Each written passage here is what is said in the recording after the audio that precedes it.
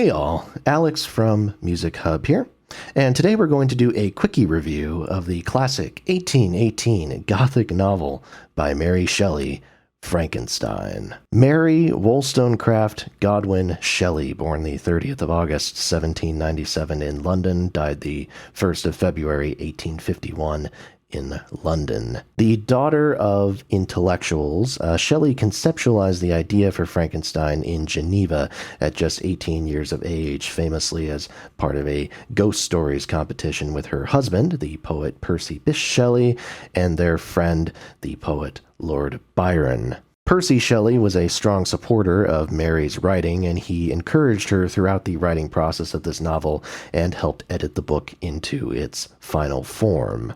Some have speculated that Percy wrote at least a portion of the novel, and there was a time when people thought Percy actually wrote the majority of it, but this is all nothing more than speculation. All the tangible evidence points to Mary writing and orchestrating every single word, every single plot device in this dark, fascinating, incredible book. Make no mistake, Frankenstein is a potent read, especially when you consider where it stands in the overall history of Western literature. Science fiction as a concept didn't exist yet, but here this book deals with a scientist, Victor Frankenstein, who utilizes his genius and appetite for learning to do what no man has done before, become a generator of life.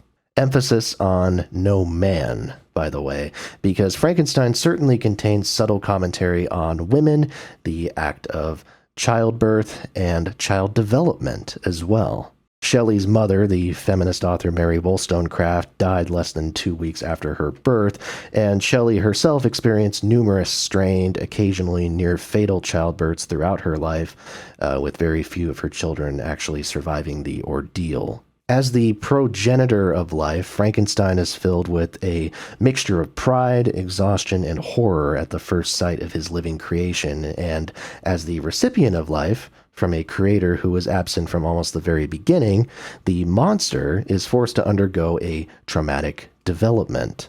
He becomes extremely educated, but he is scarred. He feels like an outcast. He feels unwanted, and one has to wonder how much Shelley projected her own feelings into this character. And certainly the monster is the sympathetic figure here, in spite of the destruction he leaves as he seeks revenge on Frankenstein for the act of creating him. The monster's soliloquy that takes up most of the middle third of this book is spectacular and genuinely moving at points.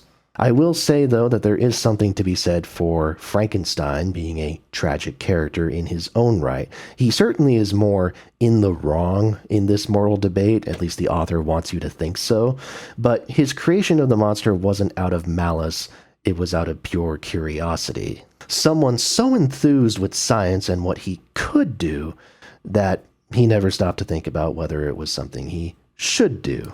And yet, as we see here, the intentions don't change the outcome one bit.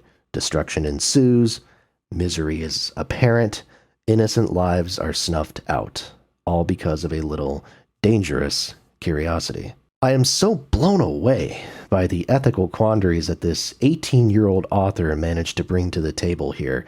If there was one small gripe I might have with Frankenstein as a book, it's that sometimes I wonder if the ideas could have been expanded on just a little bit more to achieve peak satisfaction, having the author make her point even more clearly and frankly.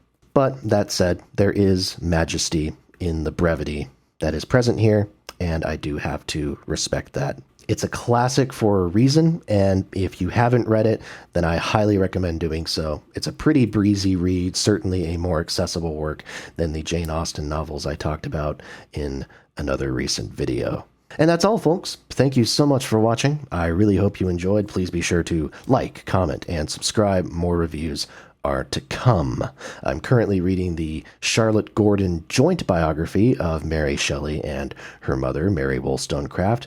A review will come out for that once I've finished the book. But yes, thank you so much for watching Music Hub, and I'll talk to you next time.